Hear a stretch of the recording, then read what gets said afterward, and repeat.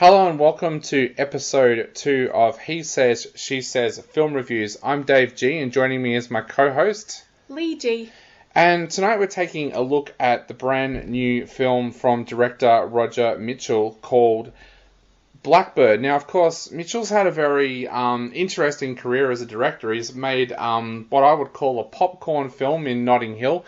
He's also made more of an artistic film with My Cousin Rachel. He's made a lot of films over the years. Now, this film, Blackbird, why this is so interesting is this is technically an American remake of a Danish movie called Silent Heart. And what makes this even more interesting is the fact that the original screenwriter from Silent Heart, Christian Torp, has actually got himself involved as the screenwriter on Blackbird as well and just Americanized it. Now, the story of the film, it centers around a couple, Lily, played by Susan Sarandon, and Paul, played by Sam Neill.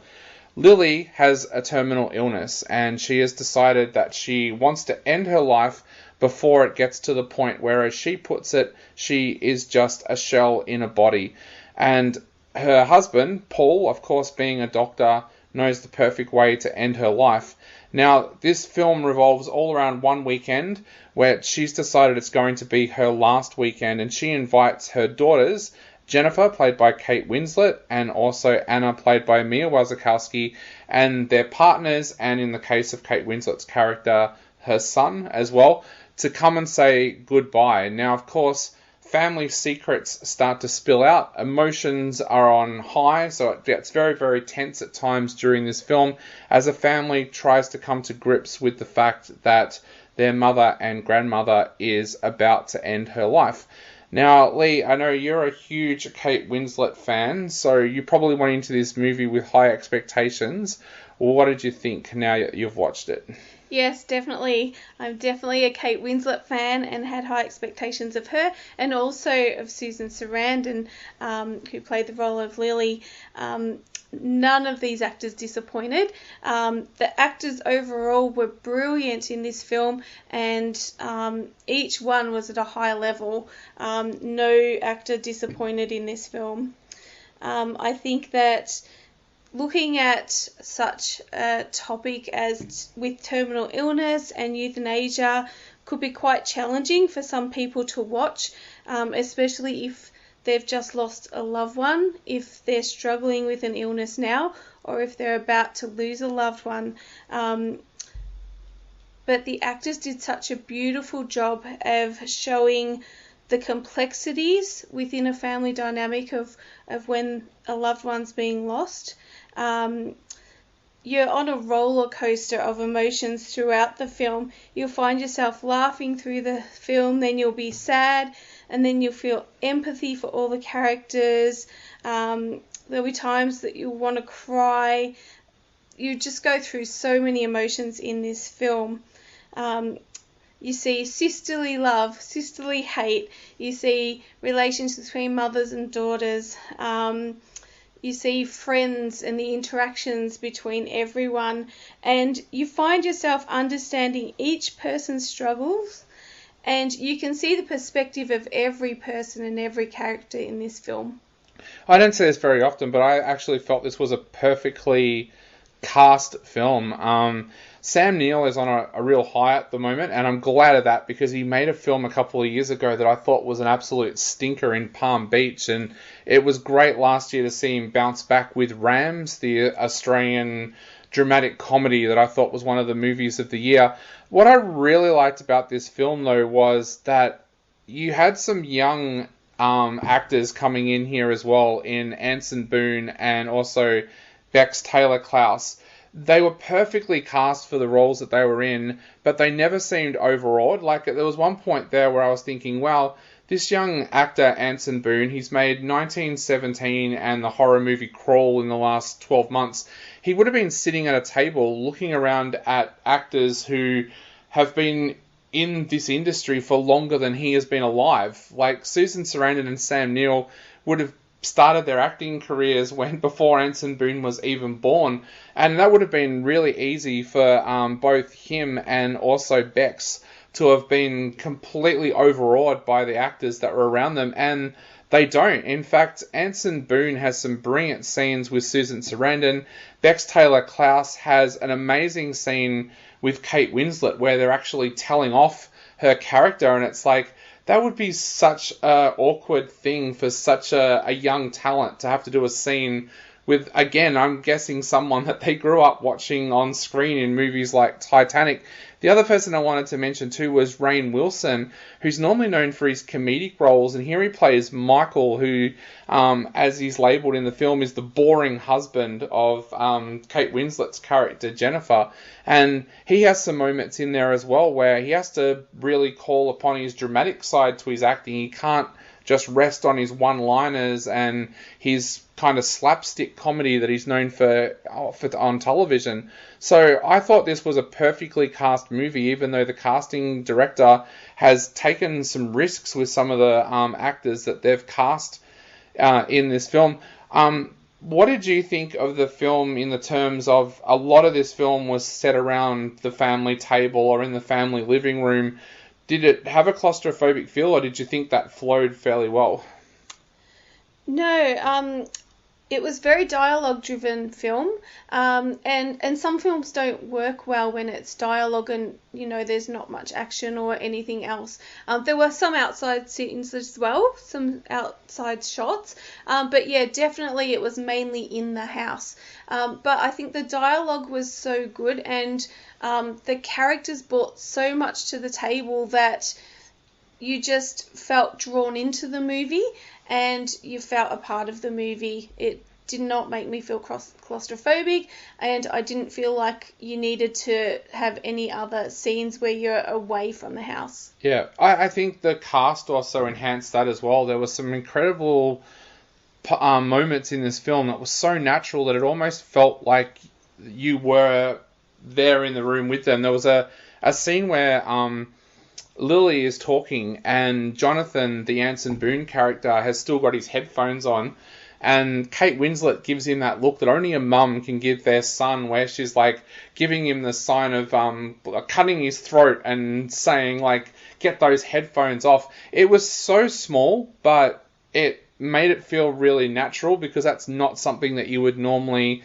see in a film. I also noticed a couple of times too that Rainn Wilson did the same thing. There'd be a really dramatic kind of scene. There was one time when Kate Winslet and Susan Sarandon were going at each other, and I noticed Rainn Wilson's character in the background was doing what you would normally expect an extra to do in a scene, like pouring a coffee and going about his business, and he's listening in on the conversation, you can tell, but he's going about his own business at the same time. And I thought that was actually the sign of a really good director with Roger Michell doing that, because a lot of young directors would have made that mistake of telling the people in the background to kind of overact, in the sense of you've got to react to what's going on.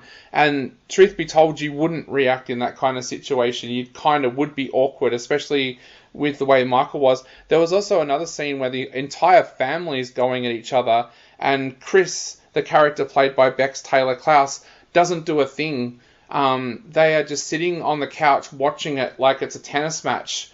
And I thought, again, that is really, really good directing, because so often a young director would be like, oh, we've got Chris sitting on the couch not saying anything or doing anything, I've got to give them something to do.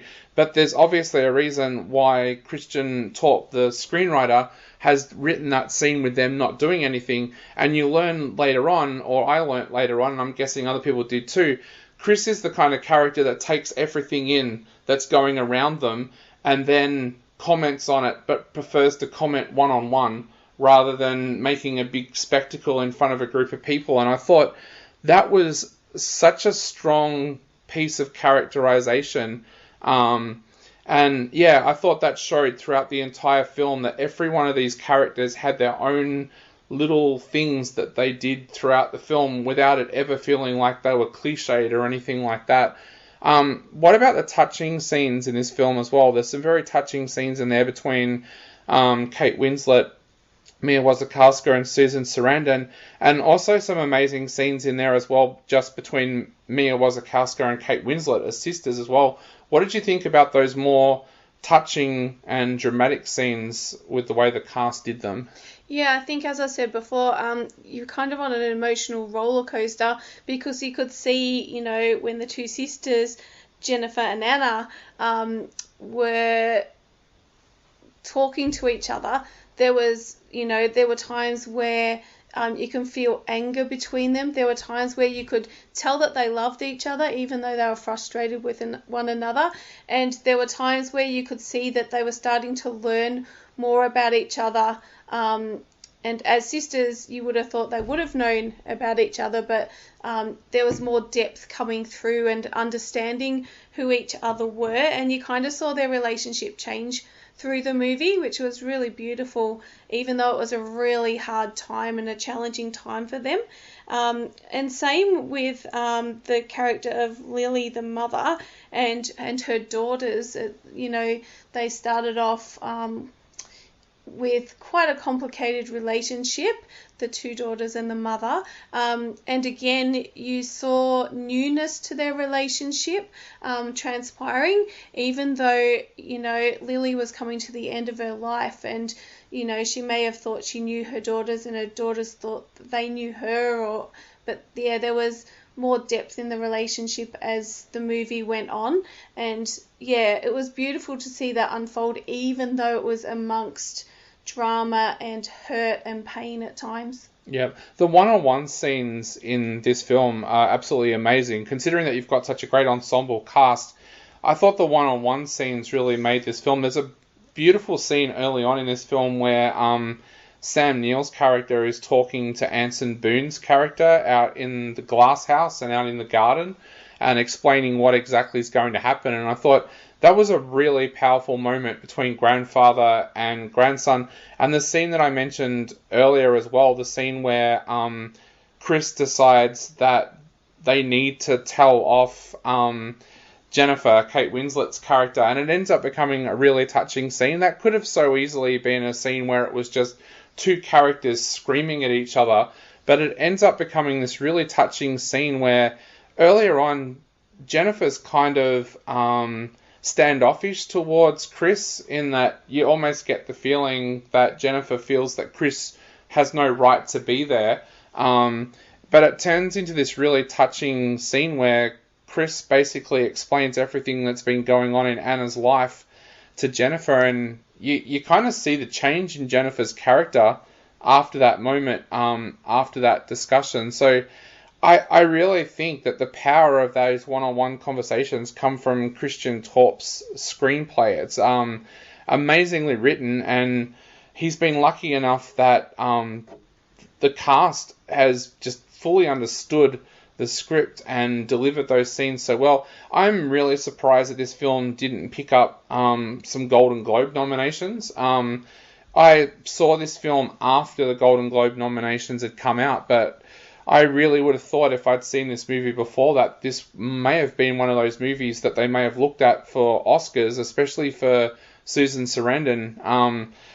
I know that I don't normally like making statements like this, but of course, if you play a character that's got a terminal illness in a film, you're pretty much a shoo-in for an Oscar nomination normally.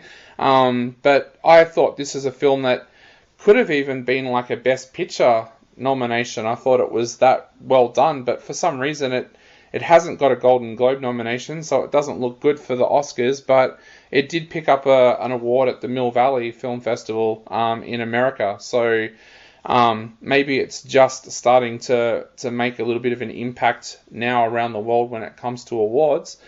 But I guess to sum up, what are you going to give this one out of 5? I'm going to give it 4.5 out of 5. I loved it that much.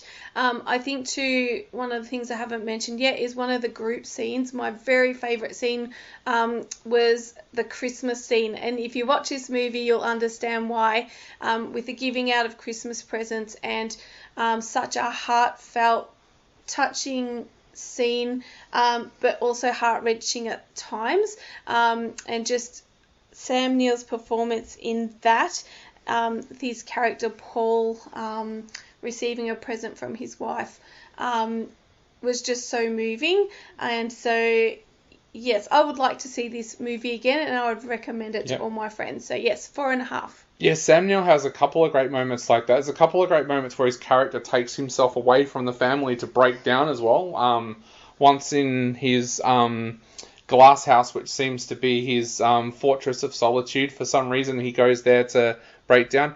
I'm also giving this one 4 out of 5. I thought this was an absolutely fantastic film. My favourite scene was the joint scene, where the joint's being passed around and the younger generations of the family realise that their grandmother was a little bit of a rebel, and she starts talking about Woodstock and stuff like that. So Priceless. I thought that was an absolutely amazing scene that Christian Torp has created there. So 4.5 out of 5 from Lee and 4 out of 5 from me for Blackbird. Go and check it out. See whether or not you think that it should receive some awards out there as well, because we think this is one of those movies this year that cannot be missed. But for now, I've been Dave G. And I've been Lee G. And we'll be back very soon with another episode of He Says, She Says Film Reviews.